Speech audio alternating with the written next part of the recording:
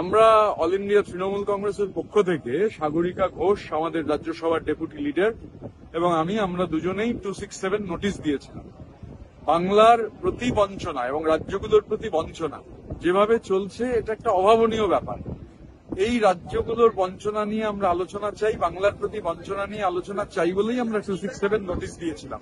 এই যে cooperative federalism সম্পূর্ণভাবে অগ্রাহ্য করা হচ্ছে। আর পশ্চিমবঙ্গের ক্ষেত্রে দেখা যাচ্ছে 1,75,000 কোটি টাকা হচ্ছে বকেয়া। এ টাকা আটকে রাখা যায় না। এটা বাংলার মানুষের টাকা, এটা দয়ার টাকা নয়, দাক্ষিণ্যের টাকা নয়, ভিক্ষার টাকা নয়, এটা বাংলার মানুষের হকের টাকা, প্রাপ্য টাকা, ন্যায্য টাকা।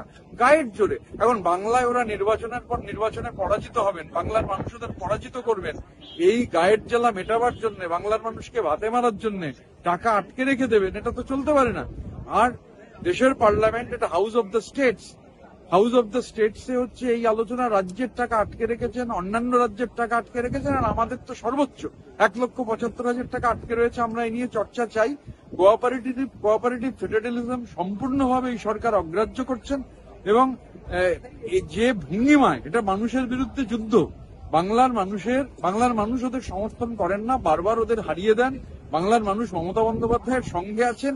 এই রাগে এই টাকা আটকে রাখা যায় না।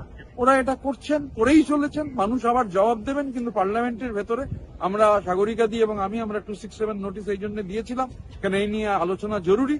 তো আলোচনা ওরা অ্যালাউ করেননি। অন্যান্য বিরোধীদের সঙ্গে আমরাও বেরিয়ে এসেছি।